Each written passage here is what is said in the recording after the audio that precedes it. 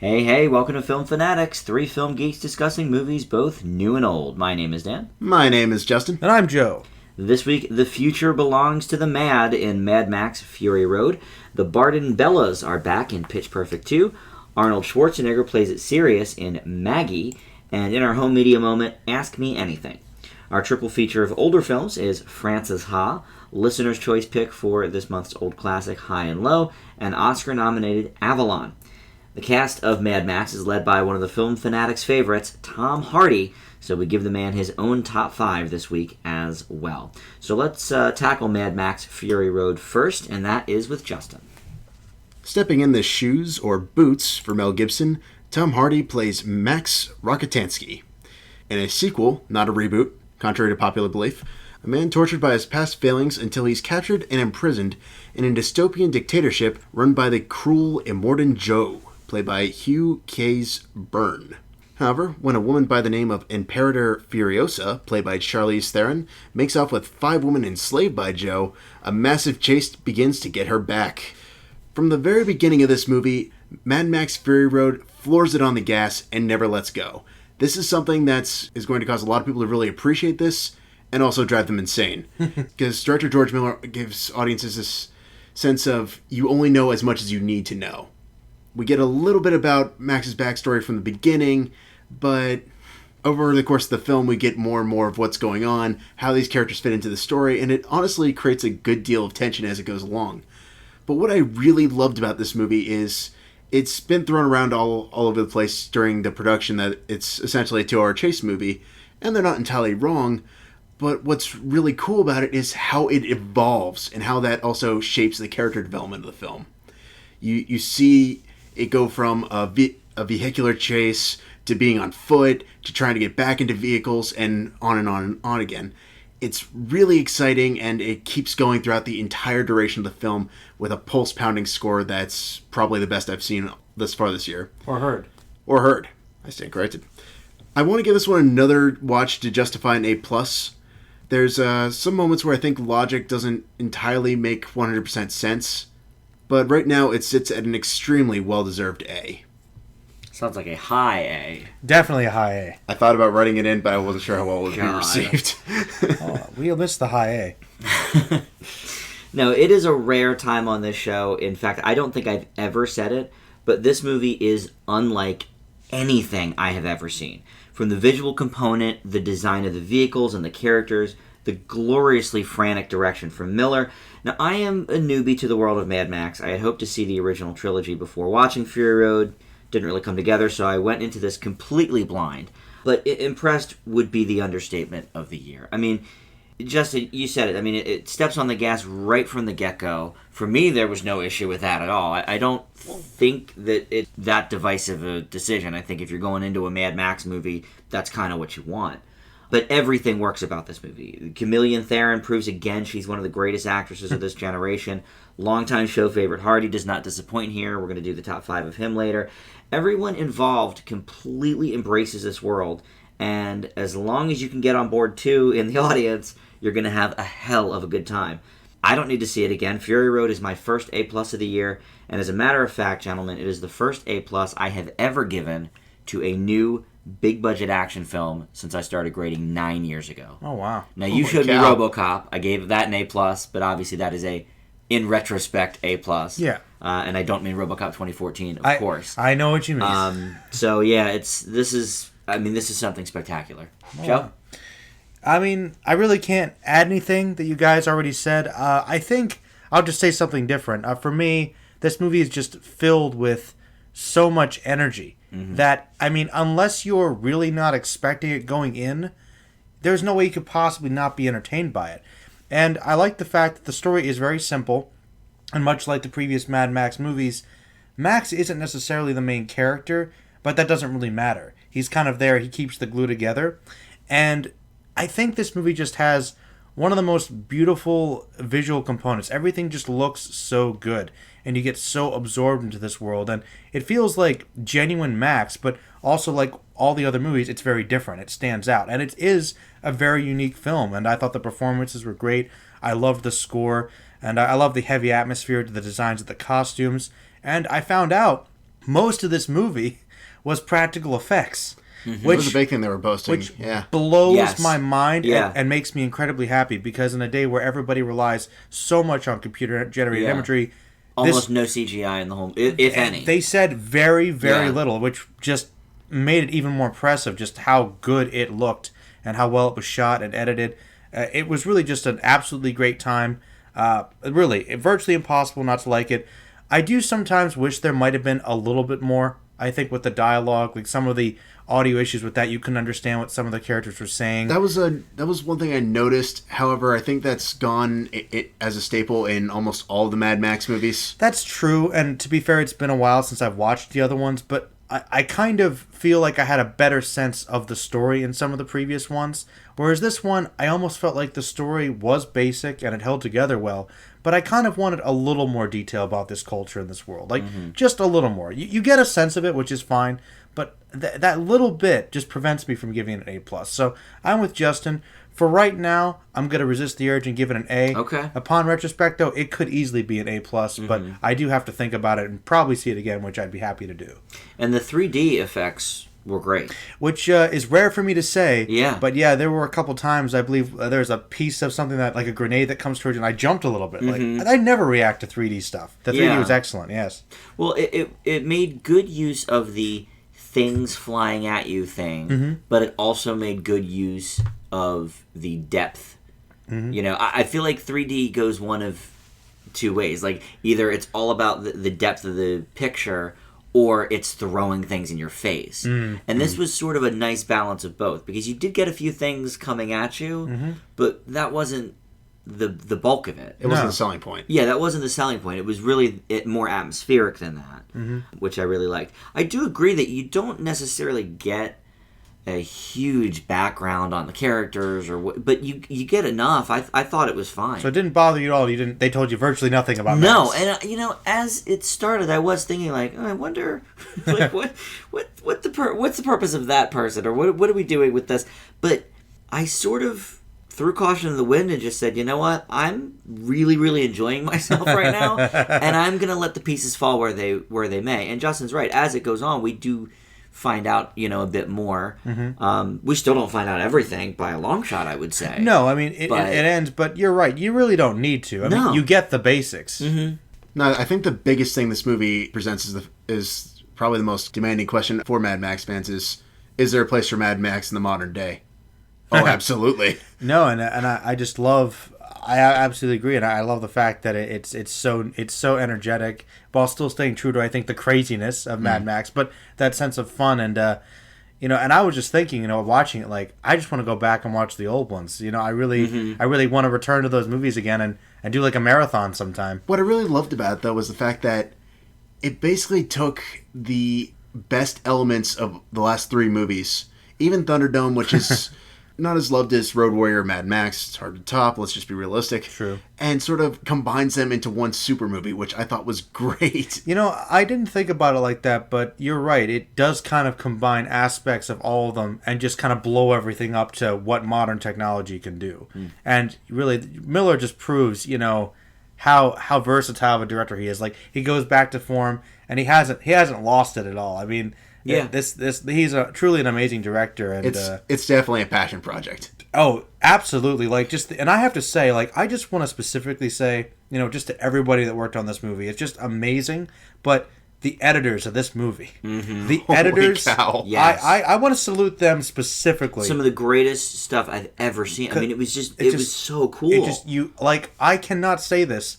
I don't know if I've ever sat in a movie where I was never bored throughout any of it. I don't know if I can say that. That's a rare thing to do. Well, Blart too.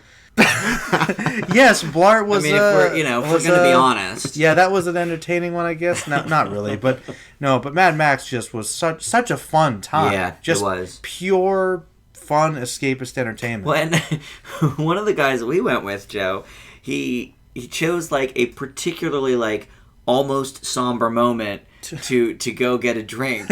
And he was gone maybe I don't know, 50 seconds. Yeah, he not even a minute. It was funny because and he missed something really so major because it just kicked right back up again. The one other guy that went with us actually said you have to kind of earn those quiet moments because there are a few quiet moments and they're very good. But it's like if you miss it, they're right. He didn't want to leave. He didn't want to leave, but he had to drink, and it just like he ran back. Like I missed the one scene where they stopped. God, and we left like with our hearts pounding. Like it took us a while to cool down. And I actually reviewed the movie on my channel if you guys listening want to check it out in more detail. But yeah, just pretty much what I said here. Just a lot of fun. A lot of fun. Yeah, agreed. All right, well, up next we have Pitch Perfect 2, another sequel here this summer already. But in this one, the Bard and Bellas are back in the sequel to the surprise comedy hit from 2013. All of the girls are seniors now, and things couldn't be going better for them. But a wardrobe malfunction in front of the president makes them a national laughingstock. As part of the fallout, they now have some restrictions put on them. They can still perform at the international competition, but are not allowed to audition new members, among other things. The entire main cast from the first film returns, including Anna Kendrick as Becca, who is distancing herself from the Bellas as she gets an internship at a recording studio. Rebel Wilson as Fat Amy, who gets a love story here. Brittany Snow as super senior Chloe, who cannot move on. And newcomer Haley Steinfeld as Emily, a freshman who, through a loophole in the restrictions, becomes a Bella. Now, I will admit, upon my first viewing of the original Pitch Perfect, I really didn't think it was all that good. The song numbers were great, but nothing that I couldn't also see on Glee. It was upon the repeat viewings that I really got what the fuss was about. I still can't say it's like an A or anything, but I get it. Now, in that vein, Pitch Perfect 2 is a pretty good sequel. I'm not sure the humor from any of the side Bellas ever works. There's one in particular, a Latino girl. I'm glad you pointed that out because we'll get to it. Okay. Fell completely flat. I didn't even remember her being in the first one. And I don't think she was, but okay, whatever. Wasn't. I was like, did I miss something when I watched it? Nope. But though, as in the first one, the a cappella commentators John Michael Higgins and Elizabeth Banks, who also makes her directorial debut here, liven up every scene that they're in. But the story, I think, is a little bit stronger, though it does contain a fair amount of plot holes, and there's some good cameos that ring some laughs. Banks does a decent job in the director's chair, especially during the vocal portions, though she is partial to a lot of montages, which are hit or miss. Mm-hmm. It's also trying way too hard to make the one original song in the film, Flashlight, this year's Cups.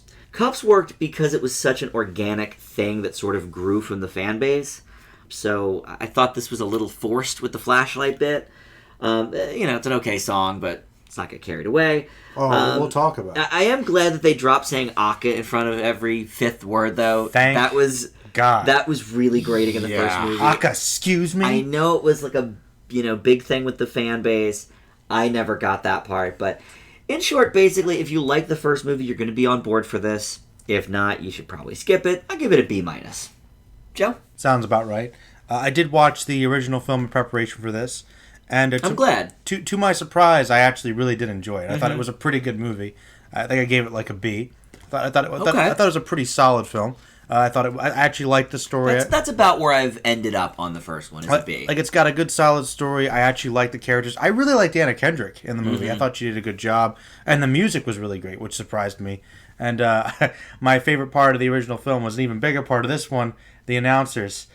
So great with all their inappropriate jokes just gets me going every time. I was so glad they were a bigger part of this one. And I don't know this, but I feel like most of that is improv. Probably. Banks and Higgins are two professional improvisers. I have to say, I really wouldn't be surprised. Back in my day, man, if we were feeling frisky, we just snapped our fingers a little bit. It's great. But it's funny, the really inappropriate commentary between them works sometimes. But with the Latina Bella, it wasn't funny. No. It was mean. It was offensive. It was really offensive. I didn't feel comfortable with that, and that was probably one of my biggest issues with the movie.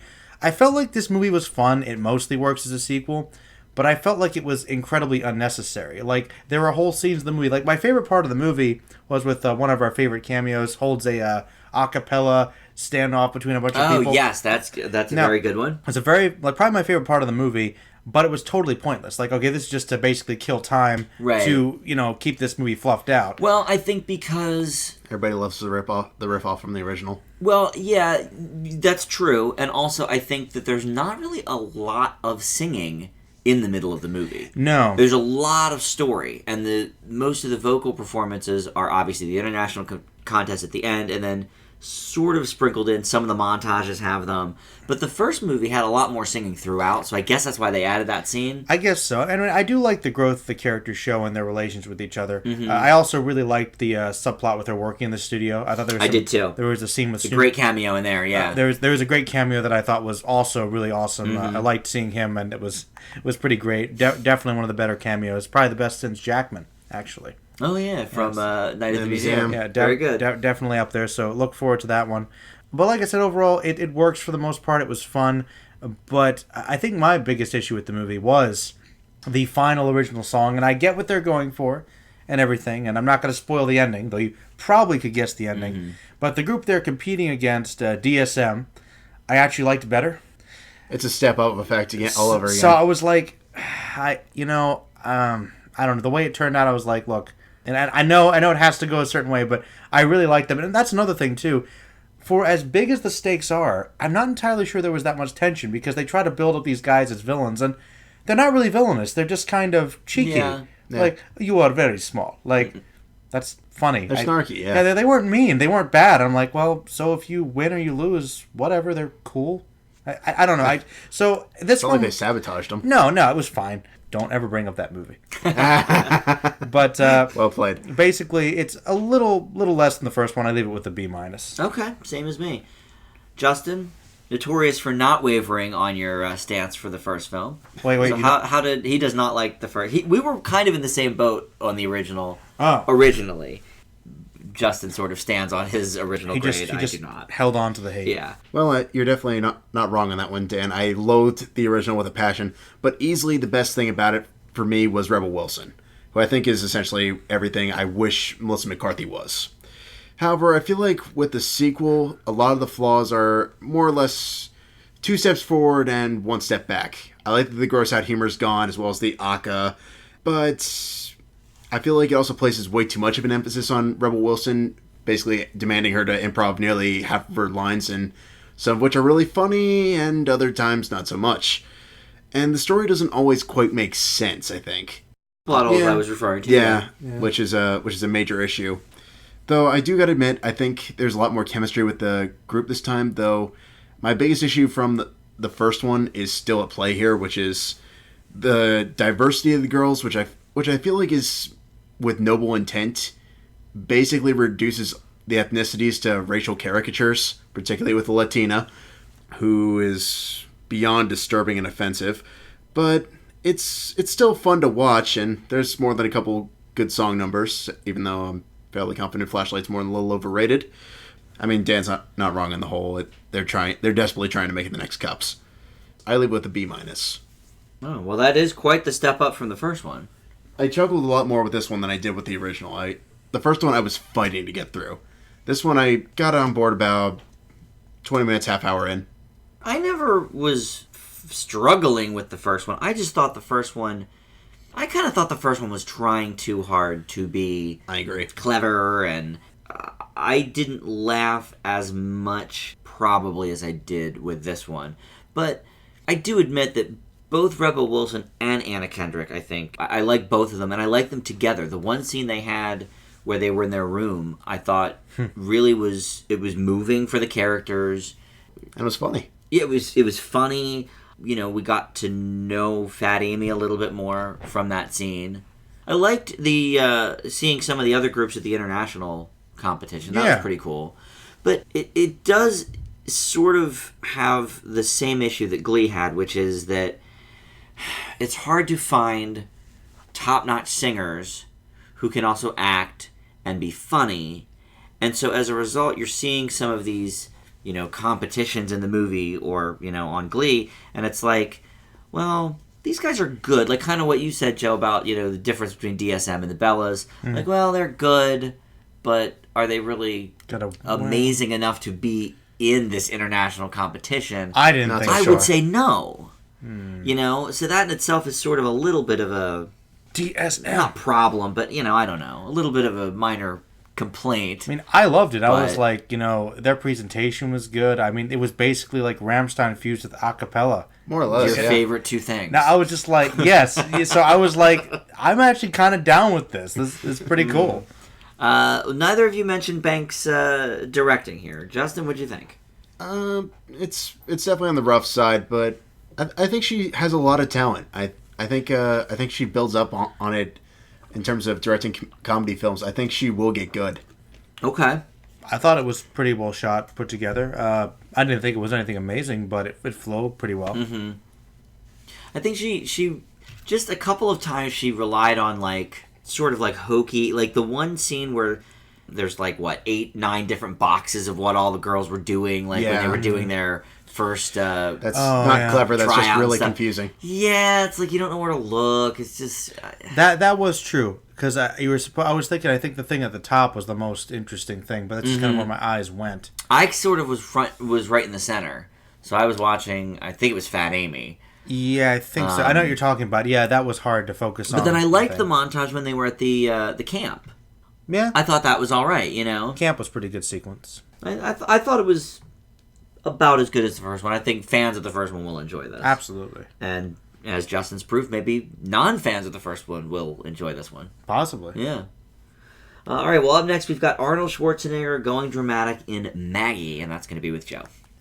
Maggie is a 2015 post-apocalyptic drama film directed by Henry Hobson and written by John Scott III, and starring Arnold Schwarzenegger, Abigail Breslin, and Jolie Richardson.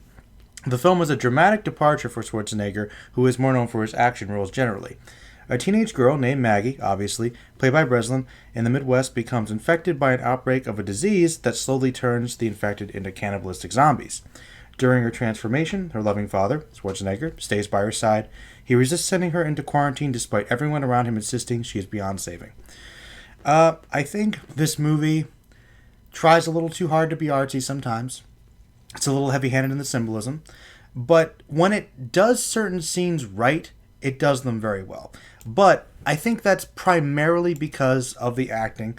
And the one reason I was interested in this film was obviously because Schwarzenegger doing a zombie movie, it attracted some buzz. But that's not really what it is.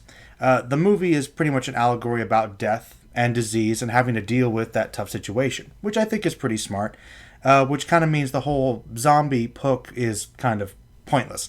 I don't agree. I mean, look at any zombie movie. There's usually political subtext somewhere. But I think from an advertising standpoint, people think Schwarzenegger movie, zombies, that's one reason why I think it... Terminator with zombies, I get it.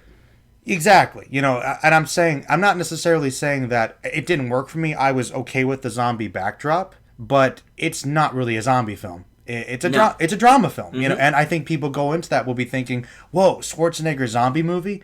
People are going to think, bang, bang, I'll kill you now. And I feel like the way it would be presented, I don't know. But like I said, I really do think the buzz is correct here. I think Breslin, of course, does a good job, and I think Schwarzenegger does a good job. And there's one scene that actually stood out to me the most, and it is this little scene where they come back from the hospital, and he's trying to kind of make his Maggie feel better, and they're sitting with their aunt serving the food, and he's just pretending to eat the food like, oh, it's very good, just to make her laugh. And like, that was so genuine. And I really was happy to actually get to see this softer side of Schwarzenegger. Like, I actually believed it. He's still a tough guy, but I thought some of those scenes really did work. And there is some dramatic tension, there is some build-up there, and there was some genuine sadness, which kind of is one of the negatives of the movie, I guess, is almost one of its strengths, is that it's depressing to watch. It's very depressing, but I feel like that's what it's trying to evoke. Like I said, it's kind of a mixed bag. I actually did like the ending. I heard that it was a little bit of a cop-out, though I'm not entirely sure, considering how zombies are, if that would really work. But even so, a bit slow at points, doesn't hit all the right notes, but because of these performances, and I think some of the allegories of what it's trying to say, this film kind of works. I leave it with a C+. Justin, how about for you? Perhaps it's my own appreciation of more atmospheric, emotional dystopian stories such as Cormac McCarthy's The Road, but Maggie's greatest strength is in its overall humanity. I agree with you, Joe, on the fact that there's this there's a symbolism for death and dying and sort of coping with the loss in that regard. But I think in easily his best role in years, Schwarzenegger fearlessly rises to the occasion as this man unwilling to accept the thought of losing his daughter, leading to some really powerful scenes with his younger co-star Breslin. I feel like there's a great dynamic here. It leads to scenes that are both tragic, heartwarming at times, and I mean, even that scene you mentioned, Joe, sort of goofy at the exact same time, but it feels authentic and human. Yeah. Unfortunately, I feel like the other scenes where they are on screen together aren't quite as compelling, and the ending, I think, could be considered a little too melodramatic. It worked for me. I could see other people having an issue with it. I was fine with it.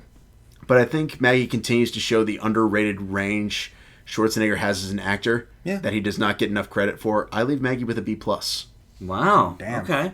I think there's a lot of interesting ideas here. Some of them work, some of them don't. You both sort of mentioned, the reasons why and why not. I do think Breslin gives a great performance here, as she typically does. I think Arnold's all right.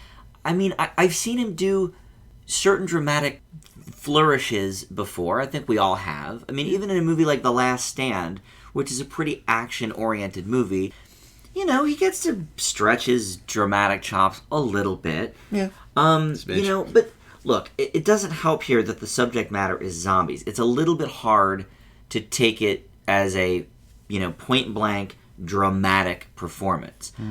I agree that the two have great chemistry together, and he really plays the father role well. Mm-hmm. But I don't know that, Joe, you kind of mentioned this, that the science of it all really makes sense. Well, that was another issue I had, that with it being a zombie movie, it kind of counteracts it, because the point of the movie is, dealing with him having to deal with his daughter dying and not wanting to let her go. I get that. But it's a zombie movie. If you're a zombie, shoot her. Right. You know what I mean? And, I feel like...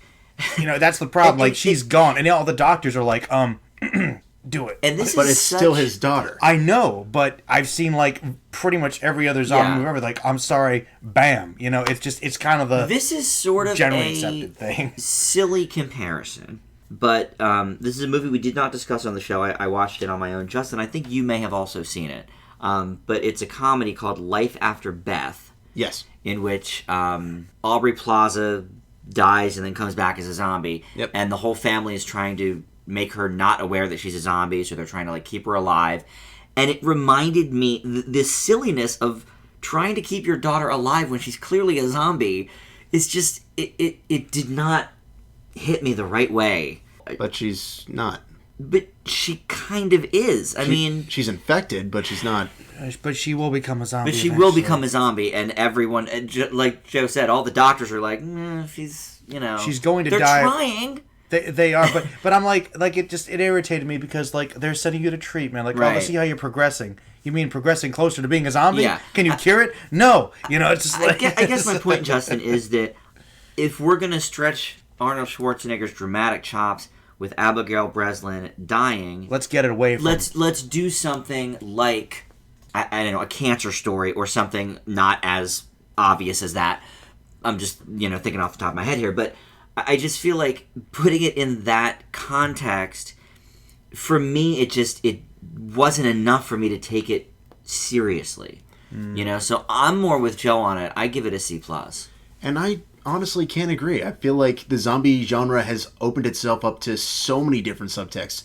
The Return last year was all about healthcare.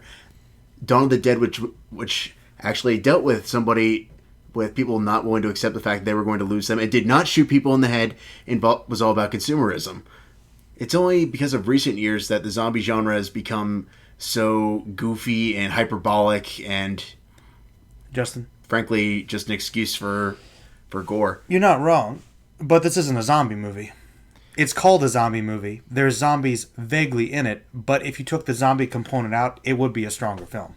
And this is me with Schwarzenegger zombie movie. I mean, I know why they did it.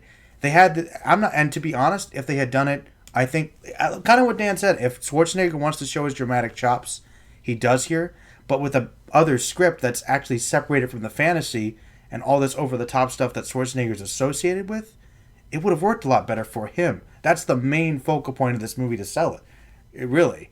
So I That's kind the of only like reason people are talking about it. Exactly. You know, oh, Schwarzenegger goes dramatic. Dramatic Schwarzenegger He performance. does. You know? With an asterisk, I feel But like. it's in a zombie movie, Right. so it's still kind of him, still what he's Which typically I don't in. think is necessarily a bad thing. I mean, you read World War Z earlier this year, which led to a terrible film adaptation. Oh, yeah, I'd agree However, with the book dealt with a lot of deeper things that people from a variety of different backgrounds have said is brilliant. Yes, you know, and I don't think zombie necessarily means lowbrow. No, I don't think it I necessarily don't has think to we either. said lowbrow. No, I think zombie films can be very highbrow as well. I just feel like this script doesn't really go deep enough anyway. It's a very basic story. It touches Well, it's on a character study. I mean, which was... Yes, but we've seen it done before in 1,000 other movies in similar scenarios. I just didn't think that the actual story here... I'm not saying it's original. I'm just saying it works for what it is. No, well, it kind of works, but it's not... Like, in all honesty, it's too short to really explore the character aspects. And on that we can agree. You could go on much more detail. Like I said, you want to flesh out the zombie aspect? Let's see these camps they're talking about. Let's see more of the suffering. Let's not just have Schwarzenegger standing out burning the crops. I get the symbolism. It looks nice, but he's not even saying anything. Like, I want more conversation. I want more detail. I want more pain. I want more happiness. Like, there's good things here, but I think we didn't get enough. Mm-hmm. You know, and whether you go zombie or not, it was still extremely limited. But good performances. I'll give you that. There were good performances. Yeah. I wish I could focus a little more on the Schwarzenegger dramatic angle. And I want him to continue that. Yeah, I'd be fine with that. You know, I hope he does. I hope it doesn't dissuade him. You know, because Harrison Ford did a similar thing where he was associated primarily with action, and then he slowly did more dramatic roles, and people accepted that too. Yeah. So hopefully now that's... You're regarding Henry, etc. Exactly. Mm-hmm. You know, and I feel like now maybe Schwarzenegger can lead into those roles now because he won't be able to do action much longer. So yeah, I hope so. You know, I do. Fingers crossed. All right, well, let's move into our home media moment, and that is with Justin. It's called Ask Me Anything. Meet Katie Campenfeld, played by Britt Robertson, a young woman pouring her innermost thoughts about her life in an anonymous online blog. However, as she gets into an affair with a married older man, played by Christian Slater, Katie's dark past starts to come out. I won't pretend that this isn't a little preachy about the dangers of cyberspace at times, but Ask Me Anything definitely serves as an interesting outlook not only on how we define our lives in the cyber community, but also in terms of how people come to understand us in the process. How even just a couple shreds of information on Facebook or something like that can lead to an entirely different interpretation. Robertson's definitely over the top at times, but in contrast to earlier this year's The Longest Ride, it's leaps and bounds above that. But honestly, I thought she did really commit to the dark, occasionally satirical role, and her seemingly never-ending observations that are both infuriating but sometimes kind of poignant. It never seems like she's not a teenage girl. The ending, based on these criticisms, will likely be love it or hate it, but for me, it worked for what it was trying to do regarding these judgments and creating some degree of haunting ambiguity, and I do honestly find the final line very, very haunting in that regard. It's not perfect, but I think it does have some things to say, but sort of like Maggie for you, I think it could have used a little bit more refining. I leave with a B-. Okay. Yeah, the poster does nothing to convey that this movie is more interesting than meets the eye. Like, when Justin said about this movie, I looked at the poster, I said, Justin, there's no... this does not seem like a Justin movie at all. It's like, it's got her on it with, like, this kind of sexy outfit and then pictures of three men on the side. And you're just like, okay, this is like... and Justin Long's one of them. So you're like, okay, typical, rom-com kind of stuff. But there's a lot more to this movie. And absolutely. This is a case for me of bad marketing, I feel like, with the poster. Oh, no. Yeah, that'll happen. I didn't see a trailer or anything, but just from the look of it. But Robertson's performance, I thought, was solid. I think she has really good chemistry with her co-stars. Mm-hmm. There's a lot of varying degrees of co-stars, because Christian Slater, Martin Sheen, of the higher end caliber, and then even her mom, who is a lesser known actress, she's got good chemistry with her as well. She's got a really touching scene with Martin Sheen towards the end of the movie, I thought. Absolutely. The twist is very welcome, a bit unexpected. The director of the film, Allison Burnett, doesn't have the best track record with me, and Justin, I think you'll appreciate this. He helmed the awful Gone with Amanda Seyfried a couple of years ago. Oh. Also the lackluster Fame remake. But Ask Me Anything is an adaptation of his own novel, and he obviously grasps these characters that he's written very well. So I appreciated that. I can't say that it's anything that original, even with the twist, but it's definitely an interesting effort, and I leave it as well with a B-. Joe? I have to say, was definitely an intriguing movie. I think I really liked the very realistic portrayal. I think it showed of how damaging early sexual experiences can be, and how much it can really affect you in subtle ways and you won't even realize it. And I thought that the performance was very genuine. She did seem like a teenage girl to me. Like, I could really believe it. Maybe kind of mature in some ways, but I could believe it. And I agree, she had great chemistry. The ending was definitely a decent twist. I'm not entirely sure if I was that comfortable with it because it left me with a lot of ambiguity, but I'm like, it just sort of ends, and I'm like, no, you can't drop that on me and then just not tell me more.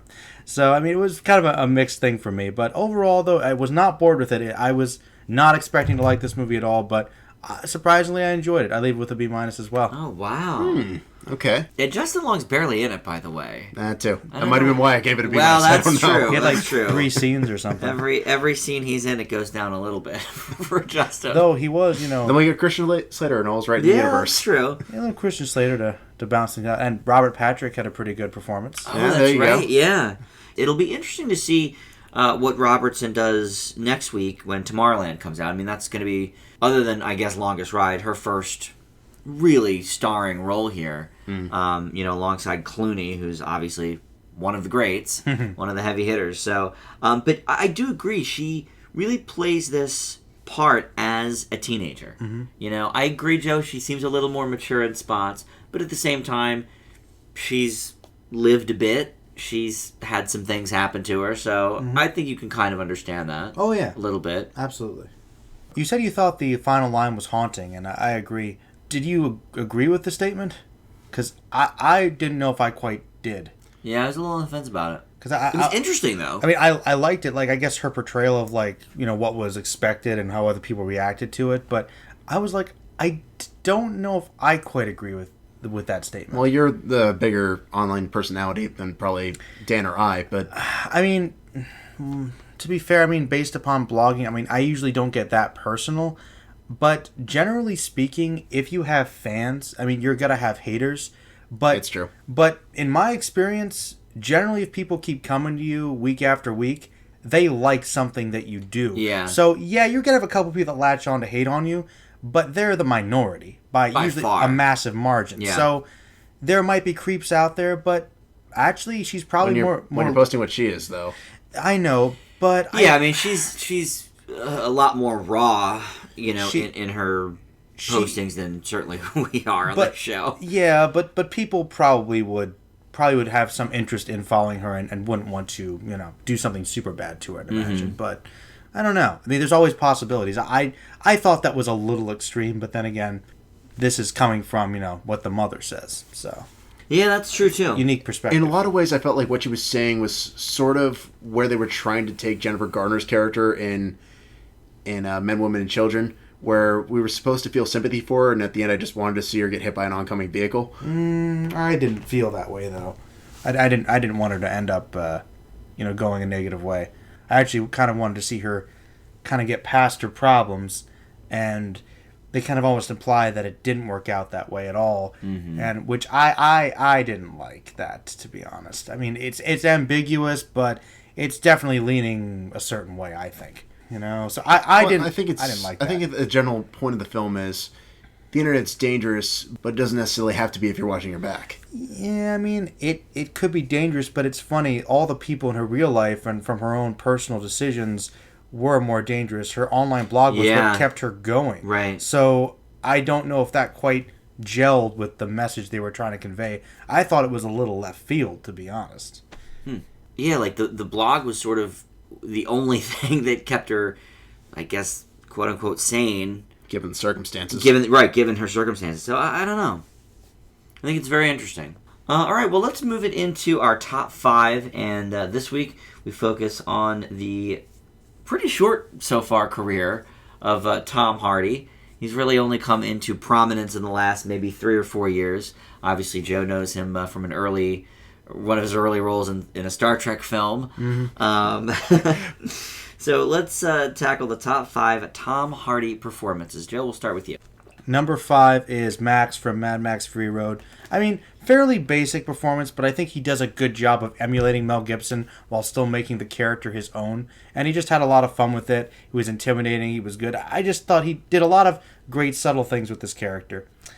Really, I mean, he just has taken on the reins of Mad Max, and I hope that he continues to follow with the franchise if it keeps going, which I'm pretty confident it will. I'd say it's a realistic possibility. Number 4 may surprise you guys, but it is Shinzon from Star Trek Nemesis.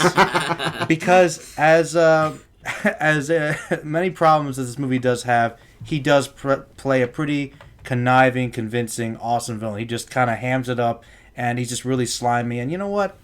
I could take him as a good balance off for Picard. He was pretty good in that movie. Number 3 would probably make Justin happy. It's Ivan Locke from Locke. He does hold the movie pretty well. For what it is, pretty basically. Very realistic character that I think we can get behind. Very good performance from him. Number 2 is Bob Saganowski from The Drop. Just a really great dynamic performance from here. A lot of good build-up, a lot of subtlety here that we didn't expect as well. Great performance, and if you can match wits with Gandolfini, you're doing things great. So that is true. All right, well, I'll go next with mine. I have an honorable mention, and that is Tuck Hansen from This Means War. I can't obviously put this in my top 5, but and I mentioned this on the show last week when we talked about Hot Pursuit, but Hardy really is very funny in this movie, and we never really see him be funny in anything. What about when he tells people to dream a little bigger? Okay, well, he's got his moments. But, I mean, obviously most of these lists, everything on your list, Joe, is very... Well, I didn't see Star Trek, but it was a very dramatic performance. He's a great dramatic actor. He plays fairly more range than people give him credit for. Exactly, and that's why I wanted to give him an honorable mention. I mean, is it even a number 6 or 7 performance? No, but I think it's a bright spot in this film. My number 5 is also Max from Mad Max Fury Road. I do agree that it's a pretty basic performance. He gets the job done. Half of it is with a grill on his face. But he really, no pun intended, is the driving force behind a lot of what happens in this movie. You could argue, as we said in your review, Joe, that maybe he's not even the main character. Probably Charlize Theron is the main character. Yeah. But I think, obviously you don't have a Mad Max without Max. My number 4 is Bob Saganowski from The Drop. This was a very surprising movie, and I was already a pretty big Hardy fan, but I thought he showed us something in this movie that we had not seen before. And you're right, he matches scene for scene. He goes with Gandolfini, and they are great together, and he holds his own for sure. My number 3 is Tommy Conlon from Warrior.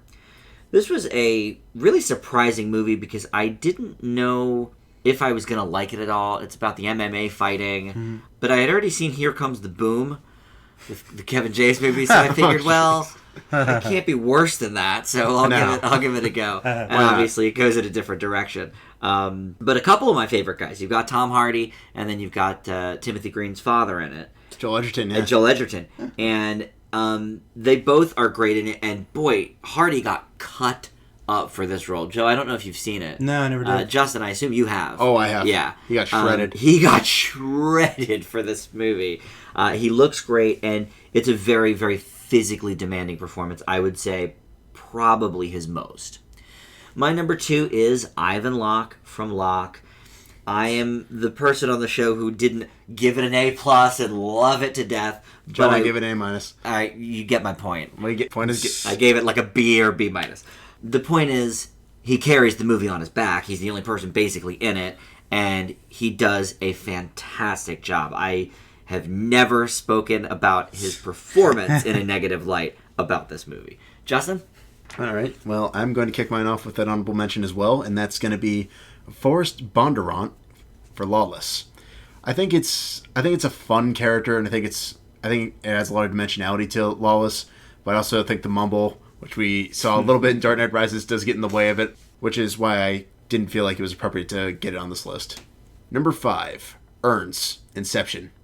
I feel like Inception is not only overrated, but kind of dry. So I really do welcome the fact that Tom Hardy was able to have some fun with this. And add a dream a little bigger.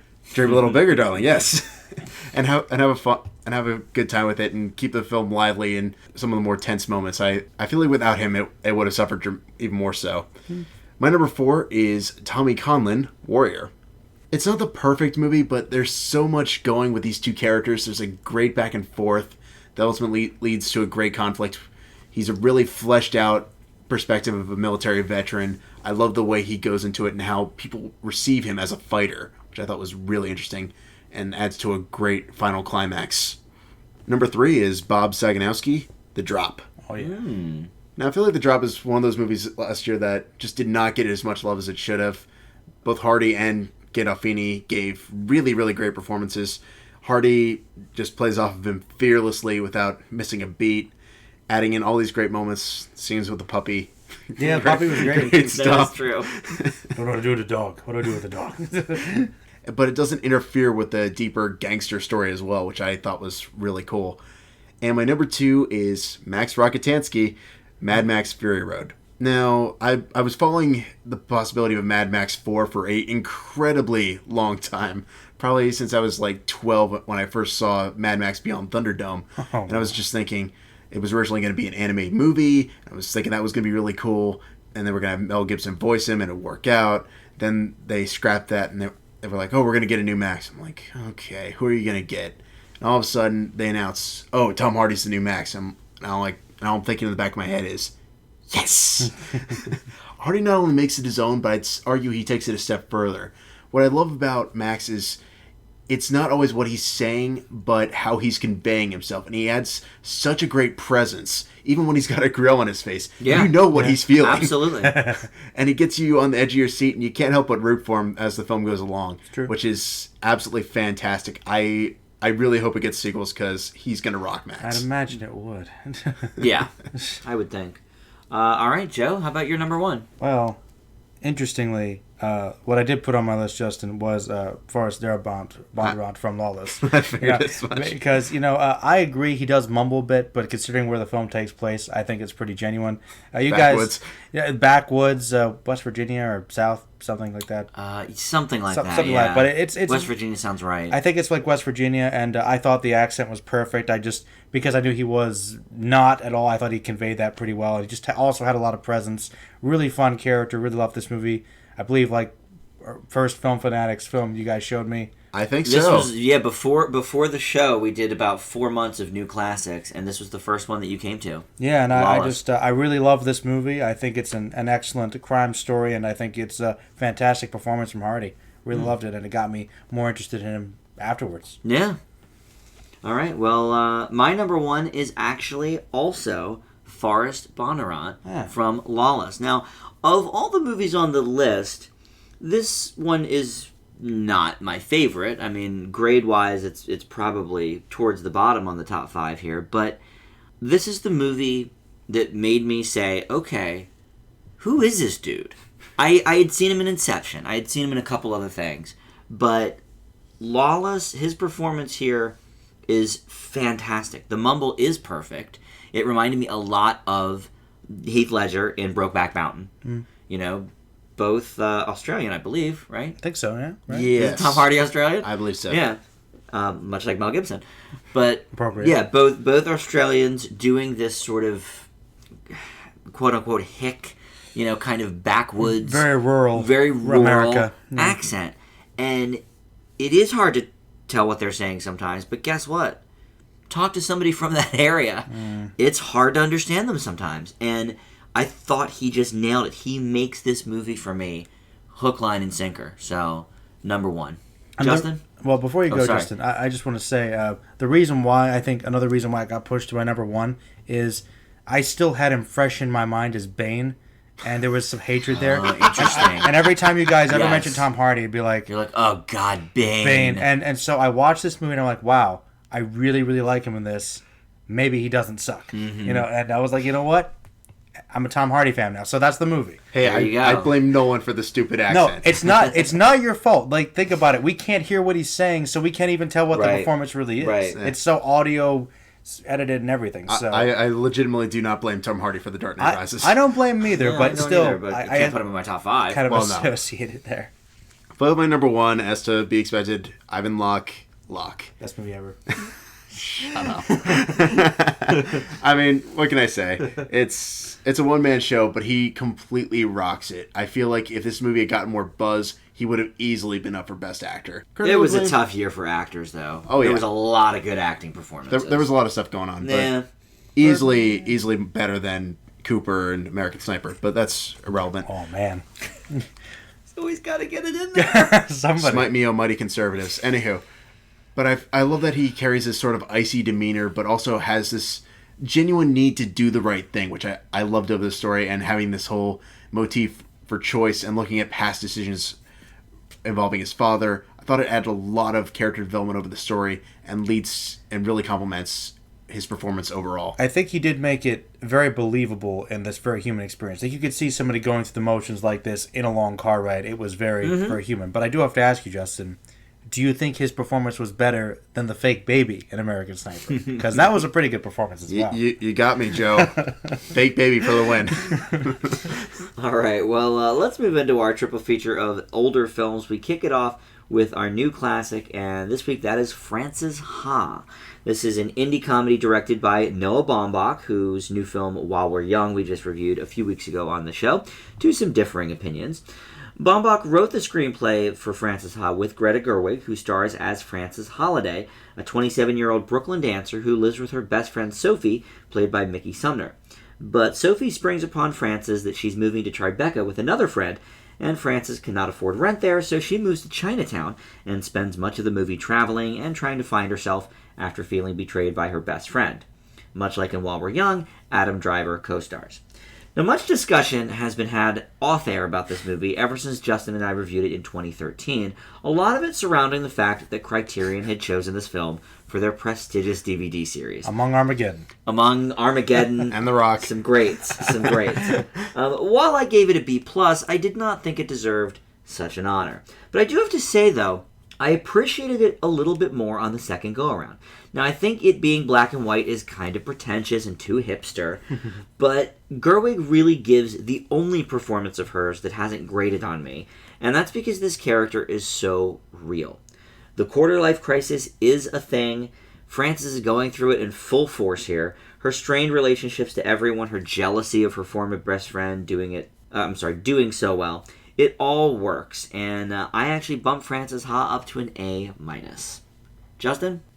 Frances Ha tries to capture that youthful curiosity of trying to make things work, but watching it all go awry. Sometimes with comedic, albeit frustrating results. Gerwig plays her character in ways that's both naive, yet true to life, which is honestly what I was hoping Laggie's would be. To add some twisted irony, which opens the door for a number of quirky circumstances without turning her into a whiny annoyance. That said, I feel like the episodic format doesn't always work, with new characters emerging only to exit a few scenes later, but the film has its quirky charm, and I do think it becomes a much more entertaining experience upon multiple viewings. I really do like the visual component of it, not necessarily the black and white, but just the genuine handling of the narrative overall. I up my grade from a B to a B+. Okay. Joe, what'd you think? Now, this was your first go-around on Frances Ha. After so much build-up. I mean, know. Criterion? How did it work for you? Actually, it worked pretty well. I really felt the character was believable. I liked her performance. I thought she was funny. She was cute. And I think people can relate to it. I mean, I've lately been feeling like I'm starting to get that quarter-life stuff. Mm-hmm. I could understand it. Might not do the same thing that she does, but I liked some of the montage aspects. I liked the episodic nature of it. How she just kind of said bumping. You could tell that this girl's life is extremely frantic. She's literally just floating through her life at this point. But I thought the music was good. I thought the cinematography was decent. Did it need to be black and white? No, but I think that's kind of something to separate it. Like, if it hadn't been black and white, it wouldn't have stood out as much. It's kind of a Nebraska thing, but then again... the whole Clerks 2 component of capturing the drollness of it all. Movies always kind of look better black and white. It's just sort of the way it is, I find, aesthetically. But whether or not it necessarily needed to be, I don't know. Overall, though, this movie was pretty enjoyable. It's not perfect. I do think it kind of lags a bit because it's so episodic. And, there are some questionable elements with the characters sometimes. How well are they utilized? But overall, pretty decent film. I'll actually leave it with a B+ as well. I actually thought about Nebraska when I was writing about the black and white being hipster, because I thought to myself, the other big black and white movie we've seen in recent years is Nebraska. Why am I okay with Nebraska being in black and white? And I find Frances Ha to be too hipster, and I'll tell you why. Because Nebraska is a more rural story. It's a more senior citizen-based story. That's fair. Because of Woody's character. And I just feel like it lent itself to this dry nature of the story itself. Like the story crackled, and there were, it's a good movie, but it's a very, they go to a very lifeless town, a very backwoods type of town. So you think that Ha was too energetic and spicy on Well, I feel like we're in New York, we're in Tribeca, we're in Brooklyn. Paris. We are being hipsters by putting this movie in black and white. And that kind of bothered me. Now, does it go with Frances Ha's character? Yes, it does. And that's the only saving grace of making it in black and white. That at least it goes in line with the character. But in their defense, that's also Baumbach's work. Pretty much, While We're Young, Frances Ha, both basically reek of hipster. That's true. Was While We're Young in color or black and white? Color, but While We're Young was a different story. It was, but you're absolutely right. It's even more about a hipster than this. So why is that one in color, is my question. I think that was probably Greta Gerwig's choice more than Noah Baumbach's. Probably. That's my guess. It was shot a little differently, though. Well, also trying to play homage to famous foreign directors. Well, you said they're directed by the same person. Yes. I could tell that with some elements, but I feel like with Ha, it was a lot more enclosed spaces despite all the traveling. Even though we were going to all these places, it was relatively tight shots. While We Were Young, I remember much bigger expanses, even inside. So, yeah. I don't know. I'll be honest, that kind of surprises me. Very different shooting. Yeah, very different styles for... Justin's not wrong. A lot of similar elements story-wise, So, I don't know. I do think that it's a bit episodic in nature, I suppose. But I feel like, people come in and out of her life, Justin, because she's doing a lot of traveling in the movie. So, I mean, a lot of these characters can't really come with her. She goes to Paris for a few days. She goes to Sacramento to be with her family. So, that's true. She does travel. It is episodic, but you gotta kind of forgive it for the people kind of weaving in and out of the story because she's visiting them. It's not like... Her life's a revolving door. Yeah, you know what I mean? Which is getting more forgivable on repeat viewings. Who knows what I'll give this on watch number 3. But right now it's just sort of like, okay, I like this bunch. We're not going to see them again. Yeah, that's true. Well, I sort of went into this on the first go-around, and I'm sure I mentioned this on the show, with sort of a chip on my shoulder about Gerwig, because she was really being shoved down our throats as the new indie darling. Yeah. She did all these movies. The one big budget one she did was the Arthur remake. Yep. Which Liza Minnelli, she's not. No. But so I sort of went into it thinking like, oh God, I don't really want to even watch this. But then I kind of enjoyed it. And here I've enjoyed it and have been able to appreciate it even more so. So, Joe, I'm glad you liked it. Yeah, I was surprised. Yeah. Criterion worthy? No. Okay. Thank you. Thank you. It's kind of cool, but I don't know if it's this timeless epic and right. It does anything particularly significant, stylistically. Yeah. So I don't know about that. Put Nebraska in the Criterion. At least, we're gonna do. At they least, probably will. I feel like Frances Ha will be good for a certain crowd, but Armageddon, now that's memorable. And that is one for the ages. Absolutely. We say. Okay, well, up next we've got our old classic, and this is listener's choice old classic for this month, and that is High and Low. Marcus, longtime listener of the show, checked in with us recently and sent us this one. So, Justin, tell us about High and Low. Toshiro Mifune plays Kingo Gondo, a shoe businessman refusing to change with the times until he receives a mysterious phone call revealing that they have kidnapped who they believe to be his son and are demanding a ransom. Literally throwing an enormous sum of money out the window of a train to get him back, disgracing his company, a group of policemen take it upon themselves to track down the kidnapper and make sure he receives the maximum penalty for the damage he's done. Now, when you think of director Akira Kurosawa, you think 9 times out of 10, Seven Samurai, Yojimbo, Ran, sometimes you're Joe. Sorry. People do like Ran. God. But what makes this easily one of the top tier Kurosawa for me is in its versatility. High and Low was loosely based on an American crime novel, and Kurosawa finds ways to combine both Eastern and Western filmmaking techniques seamlessly in how the epic story unfolds. I love that his traditional style is there, but we notice that about halfway through the movie, there's this tonal shift into this more gritty crime detective story that you might see in an American film noir, which I thought was really cool, and how he implemented editing as well as using these interesting crowd shots to get us to draw us deeper into the tension. And I feel like the characters aren't the most likable at times, particularly Gondo, as we noticed with old school traditional Japanese sexism. But these all work to relay an interesting commentary on class status that I firmly believe still holds up to this day and functions as a great piece of looking at it as a piece of filmmaking, but also as a cross-cultural adaptation. There's a lot of really interesting things going on in this movie. I think it leaves audiences with a lot to talk about on repeat viewings. I wish this one got more discussed than some of his other stuff, but I think it's a fantastic Kurosawa movie. I stand on my A+. All right, Joe? All right. Well, actually, this is one of the Kurosawa ones I hadn't seen. I'm primarily familiar with his samurai stuff, which I like. I mean, I think he is... No, they're good. Oh, they're great. I mean, No. Seven Samurai is also on my top 20, so... I mean, yeah, well, Seven Samurai. Yeah, I mean, he is truly one of the greatest directors, really, for me, and pretty much everyone agrees. He's just fantastical. And we see a lot of that showcased here with a lot of the dynamic conversations, a lot of slow build-up, and a lot going on. Like, it really does take its time.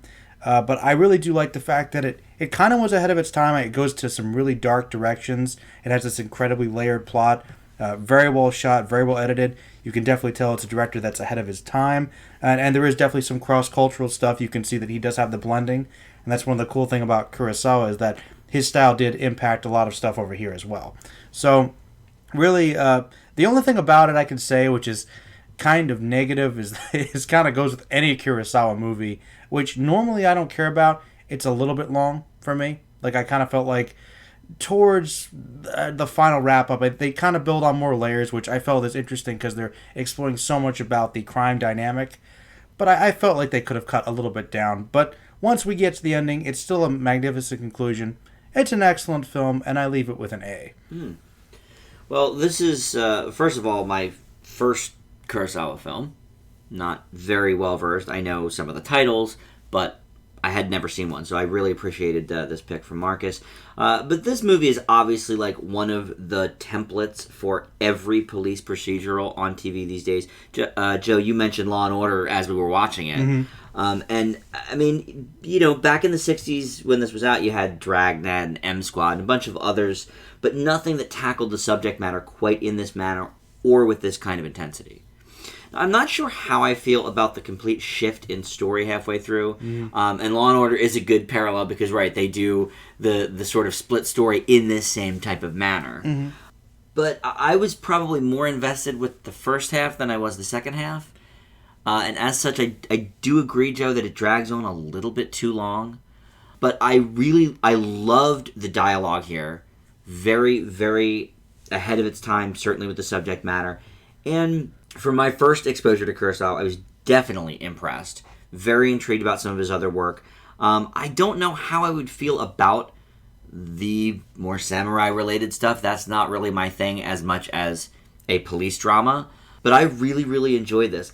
Not knowing his work, I didn't pick up so much on the cross-cultural stuff other than just what I know from Japanese culture in general, which was definitely there.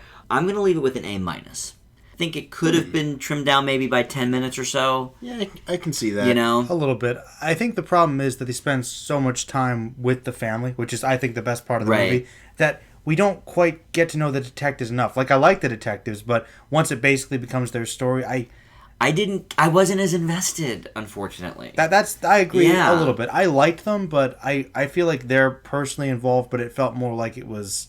They're on a mission. They're men on the mission going through the motions, which is fine, but yes. I just think the dynamic and the tension in the house is with Gondo is so much stronger. And which is still to this day a template of all of these, shows. It's like you watch CSI. Kidnapping, investigations. Just pick it up and watch it. The detectives are almost meaningless. Mm-hmm. It's the story itself. It's the families that are involved. It's the crime itself. Mm-hmm. And I think that's where High and Low's strong suit is as well. is with the family and trying to get the kid back and all that kind of stuff. And what that generally means to their culture, which I think is Yeah. a really unique component, particularly when we start understanding why the villain of the story is doing this. Which adds a whole new layer of class structure, which I think is extremely ahead of its time. And you know, like, that would have been pretty bold commentary on Japanese society and on classism and just expectations, which you could argue could still be an issue in their society today and in ours to some extent. Especially in ours. So, you know, I mean, really, the villain of the film is actually incredibly dynamic. It's a great villain. You know, like, you wouldn't, you know, this is kind of entering the era where they were starting to have a little more intensity with the villains, but it would have been very easy to make him very cookie-cutter, bland, but this is a very human character. And at the end, you're like, you know... You almost feel bad. Kind of, as horrible as he is, I'm like, this is kind of sad. Yeah. And I was like, man, and it's almost like there was no real victor here. And I think it said a lot. It was a great ending. It was very powerful. It was like, it was not, because you forgot almost about Gondo. It's like when they finally... I kind of did. When they get their man, it's like, wow, like, there's some good lines there, that exchange. But what I also think is really interesting about that is also the music component of it as well. I love that the start of Gondo's story at the beginning has this interesting single note Japanese music, and then when we shift to the police story, you hear jazz.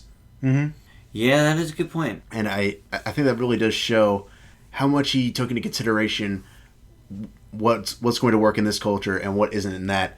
And there's been talk over the years of possibly doing an American remake, which I don't know how to feel about. Well, apparently Chris Rock wanted to write the script, which I don't understand at all. Really? I'm not making this up. No, I believe you.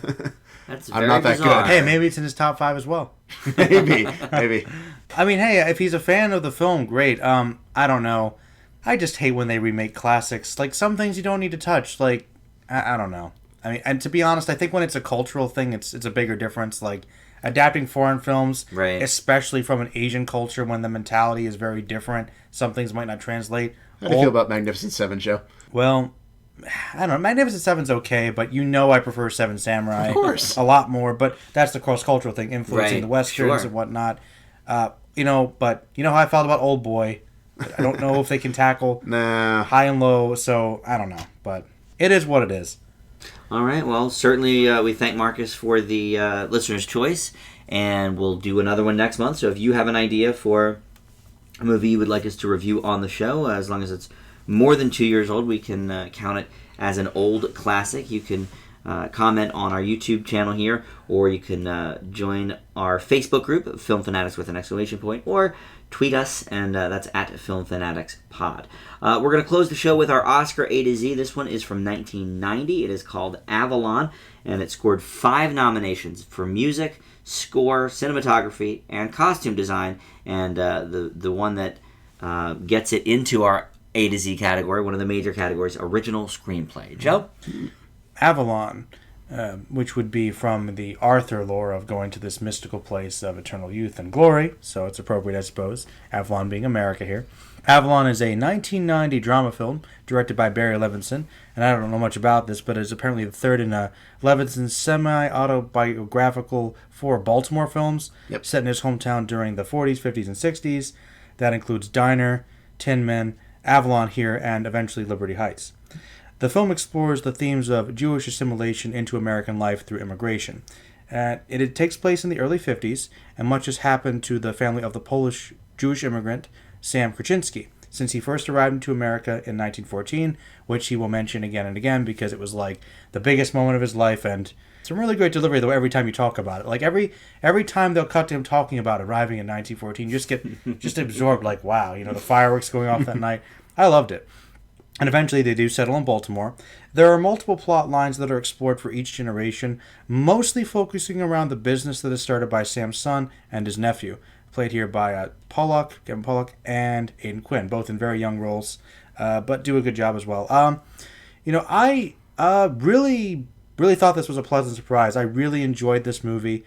I thought it was really immersive, and it had this really mystical atmosphere to it. Like, you could tell the immigrants coming to America where they're saved and just thinking it's this amazing place. And Sam is just this really lovable character that you can really, really get behind. And he's just, he's just so believable, and I just find him really interesting. Every time he spoke up about the story, it kind of lynches things together. And even though there's a lot of characters and a lot of plot lines, you kind of see what they're trying to do, showing how each generation is affected by the changes in the time, not just by having to transfer from cultures, but how these new ideals will influence their old traditions and how that can break up the family. There's literally the one brother that pretty much disowns Sam because he cut the turkey a little bit early for Thanksgiving, and this doesn't go away. Never lets it go. This is a big deal, and it actually is rooted with the business, and it seems silly, but it's cutting to this core idea of traditions failing, things changing, and how hard it is for some people. And I feel like it's something that just seemed really true to me, and I thought it was honestly kind of sad and kind of powerful. I really enjoyed this movie. There wasn't too much wrong with it, except, maybe could have focused a little more on some characters than others at times, but I leave it with an A-. I thought it was quite enjoyable. Yeah, I really think Levinson hits all of the right notes with this picture. Obviously, the semi-autobiographical stance, helps that, but the ensemble does a great job of really playing off of each other as a real family. You mentioned the Aidan Quinn performance. Elijah Wood is great as well as his son. They really stand out. It actually reminded me a lot of another of our Oscar A to Z's that was very enjoyable, and that's American Graffiti. Mm-hmm. Obviously, they're tackling two completely different eras and subjects, but the approach by both Levinson and, in that case, George Lucas is strikingly similar. Obviously, this one's a little more culture-specific, but they're both shooting for a piece of Americana at a specific time and place, and each one nails it beautifully. Now, it does get a little bit episodic in nature as we sort of focus on different members of the family from time to time or whatever, and I'm not sure that some of it's as relatable as some other films, I guess because of that cultural component. Probably a little, yeah. But honestly, it is a really nice little time capsule, and I leave it with an A. Justin, how about for you on Avalon? You're the only one of us that has seen another one of these films. You've seen Diner. I'd like to say that it was a pleasant surprise, but my dad's been talking this one up for a while. It's just a matter of he told me to sit on it. Okay. So this was my sort of golden ticket, if you'll forgive the Willy Wonka reference. That's always welcome. I've always had a sort of love-hate relationship with director Barry Levinson. I'm sure one of these days we'll have a Rain Man rant at some point, but oh no, that's a story for another day. But one thing I can always give him credit for, he knows people, how they talk, how they act around each other, and how they uphold themselves as human beings. Now, similar to the other installment of the Baltimore series, Diner, Avalon doesn't always have a massive storyline, but rather a series of increasingly engrossing stories about immigration that's oftentimes funny, other times soul-crushingly sad, and shines an interesting light on what it truly means to be an American. You're absolutely right, Joe. There's so much charisma in Sam's story, and you get behind it. Having this idea of America as this bountiful land of opportunity, and then seeing how things change and how you have to adapt with it. It's something we don't think about, but it's happening all the time around us. I think that's really, really poignant. Not everything wraps up as nicely as it should, I think, at times. Nor do I think it should in some instances. But I think Avalon reflects its autobiographical roots beautifully to have this strong sense of authentic honesty to it that's really a pleasant surprise, and you don't see as much as you should in cinema. I leave it with an A- as well. So, what did you think of Diner? Diner's fantastic. Okay. That's also my top 20. So that's like the Levinson masterpiece for you. That, probably, okay, yeah. So this was a bit of a step down. But I guess this would be like his magnum opus, sort of. Yeah, I mean, it's definitely like... personal project. Yeah, it's definitely a passion project in terms of his autobiographical roots. I also wonder how much personal bias came into play here. Mm-hmm. But at the same time, I also feel like it wouldn't have as much emotional impact if we didn't have that connection from the director. You can tell it's very personal, and that's really, you can feel it here. Well, it was a lot like the one we did a few weeks ago that Louis Malle, grew up with, Au Revoir L'Enfant. Mm-hmm. I mean, that was a semi-autobiographical thing, and, and I mentioned when we talked about that it really puts this individualized stamp on it that you really feel like, okay, I get it, this guy really went through this, or something similar that he's relating to us, because you can kind of tell, nothing about this movie seems disingenuous or anything. I mean, it all seems like it happened. Seems Authentic, real. You know, and if it, whether it did or didn't, or he's embellishing or not, doesn't matter. You feel like you're part of it. You can buy it. Yeah, exactly. And, it would be nice if more directors sort of took that cue. I'm sure people have more interesting lives than sometimes we get, on the screen. True. So, well, this is very interesting. I'm intrigued to see the other three because I really love this movie. I thought it was great. Yeah, I'm definitely more interested now, for sure. Yeah. I never heard of... I don't know about Diner. Diner I knew. The other two, I guess maybe I'd heard of Liberty Heights, but I didn't know it was him. I heard of Tin Man. I had never heard of Liberty Heights. Okay. I didn't know about any of them, really. So Yeah, there you go. Now I know they're a thing. All right. Well, that is going to do it for the show this week. Almost about to wrap up the A's here. Just a few more left. Next week, one of my favorites that will certainly get us talking here on the show because I know there's some differing opinions about The Aviator. But next week we will also tackle Tomorrowland, which we mentioned earlier in the show, and a couple other things. So, Joe, like you mentioned, the Mad Max review is up on the Merlin channel, and I know a lot of other stuff going on now that we're